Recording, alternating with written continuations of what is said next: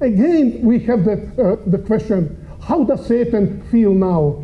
And this brings us to that verse with which actually we began our contemplation this morning. It says, now the dragon became enraged with the woman, and he went off to make war with the rest of her children, those who keep the commandments of God and they hold to the testimony of Jesus. Now there is a question, why Satan is so angry? That's the question that we raised at the very beginning. And the answer is, he is not strong enough against God. He has lost his rule over this world. There is no longer place for him in heaven. And he knows that he has only a short time left. This is the content of Revelation 12. Now, I'd like to take a few minutes that we ask ourselves a question, so what? We already made the statement that chapter 12 is the introductory chapter to the description of the final events before the second coming of Christ. So what is the significance actually of this chapter? The significance of this chapter is telling us that the humanity in general, and God's people in particular, are facing already today, and they are about to confront in the soon future an angry and furious enemy. Paul in 2 Thessalonians actually warns the Christians the time of the end, the activity of Satan will be with all kinds of deception to deceive human beings in order to achieve his agenda.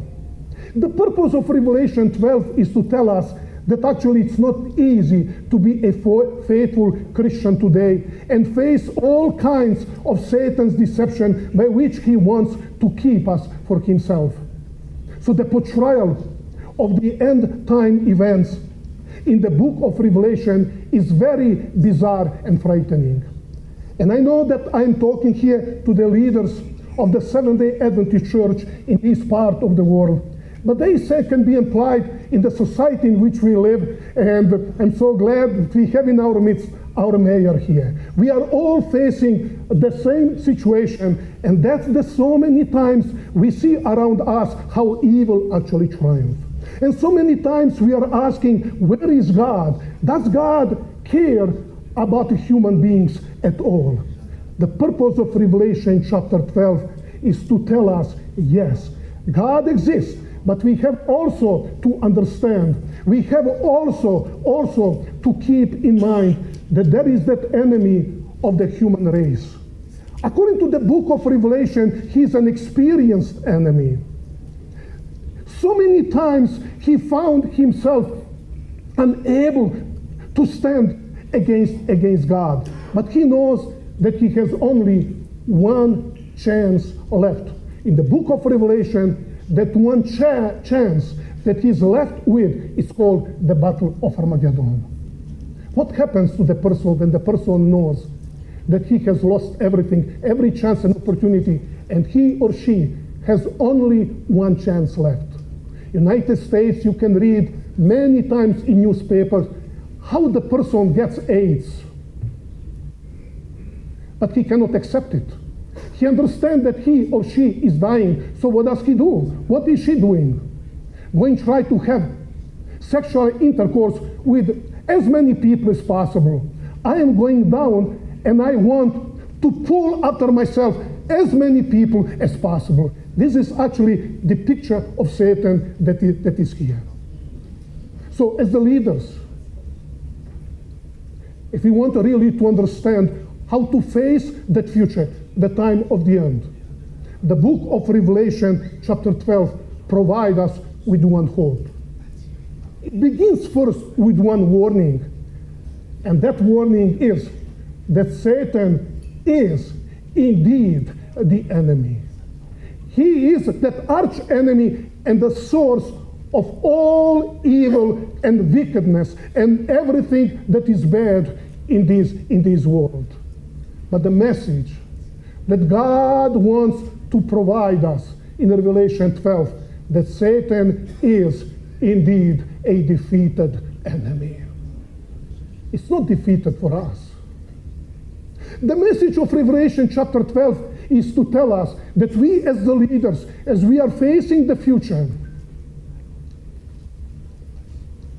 the solution and the resistance to Satan and to deal with issues that we are surrounded with, it's not found in us. Solution is not in our power. Doesn't matter how good we are, doesn't matter how smart we are, doesn't matter how able in our eyes we are. The book of Revelation chapter 12 wants to tell us that Satan is more experienced than we are, and he is more powerful to us. So where is our hope? Where is our hope?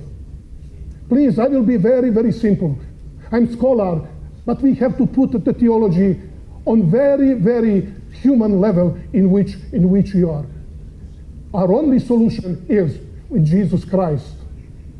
And the second point is our solution is on our needs. It is there that we are the strongest. The strength is not in us. Solution is not in our intelligence. It's not in our ability. Solution is only in the one who is much stronger than Satan, more experienced than Satan. He defeated Satan so many times in the past, and on the cross of Calvary, he sealed that victory over Satan. And he's telling us, yes, Satan is a furious enemy, but he's already a defeated enemy, and your only hope is found in me and Jesus Christ. That's why in the book of Revelation, the last generation of Christians who will live before the second coming of Christ, they're called 144,000. They're described as the one who followed the Lamb wherever the Lamb goes. That's that solution. It's not in our goodness. It's not in our ability. Solution is only in our close connection and relationship with Jesus Christ. Please allow me at the end to use one story from my personal life. Some of you already know that I grew up in a country what used to be Yugoslavia. And some of you are coming from countries that had a strong relationship and connection with my country. It was a beautiful country, 27 million population. Unfortunately, today we have 7 countries. Can you just imagine, you're in your country, tomorrow you want to go to another province, they say you cannot go because you don't have the passport and the visa. That's actually what happened to my country. But when I was a kid, my country was governed by communist system. It was different than Eastern Europe, but still control the minds of the people. If you want to get a job or anything, you have to be the member of the party. My main problem was when I had to go to the school. Very often on Monday, I was a kid, just 10. I had to sit there and the teacher would say, Ranko, can you come here front? I would come front, timid, just 10 years old, and teacher would say, would you say to your friends, why you were not in the school on Saturday? And over again, I had to explain to my kids who were laughing. They were mentioning different names with regard to me, etc. And after that, the teacher would say, now, go sit to your chair. Do you see, kids, how we still have superstitious people actually who are believing in God? But somehow I was able to cope with that. My main problem were 3 kids, sometimes 4 kids, but 3 kids that I still remember by name. You see, we were sitting in the classroom. The door of the classroom was there, and I would always sit there.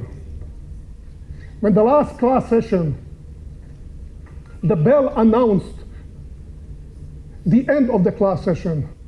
I had already my books ready. I would grab my books and run through the door, downstairs, out of the building, and I had about 2 kilometers to run to my house. But I hear steps beside me.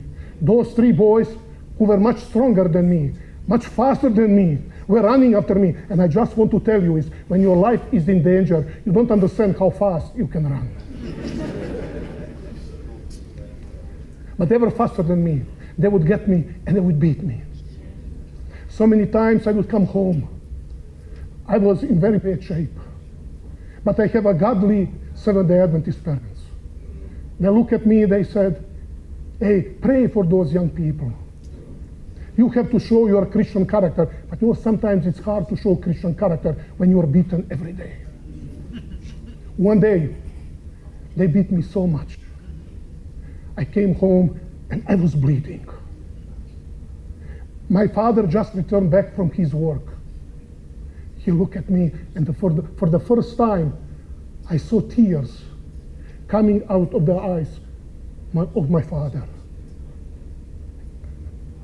He didn't say anything for I don't know, a few seconds. Then he said, the time has come. I have to leave my Christianity aside just for a few moments. I was 10 years old. I did not understand what he actually meant. So tomorrow I went to the school. The bell was heard. I picked up my books. I ran out through the door, down stairways, out the building, and I hear steps beside me.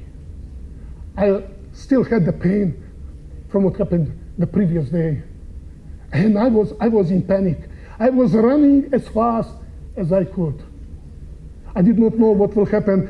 As I was running, I passed by a bush. At that moment, the hand appeared from the bush and pulled me into the bush. I looked there. You can imagine who was there in the bush. It was actually my father. At that moment, those three boys appeared. They were holding sticks in their hands. I don't know what they would do to me that day. And then my father appeared.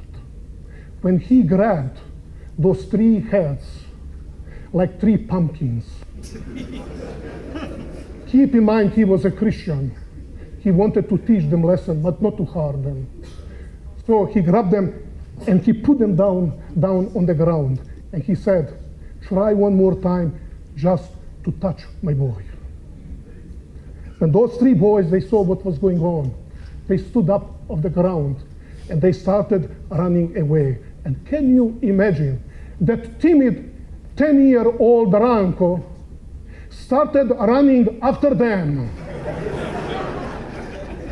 I was after them and they were running away.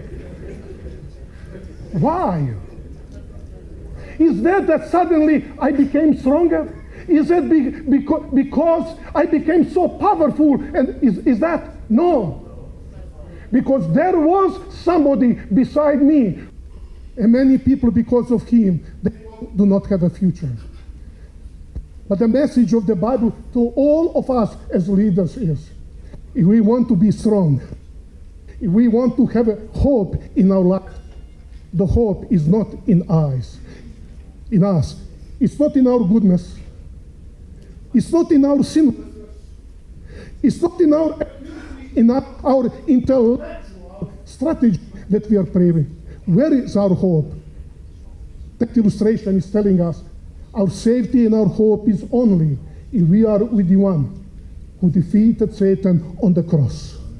He defeated him there in the He defeated him in the history of the Christian church. And he gave us the promise that Satan has only one chance left. The chance is the battle of Armageddon.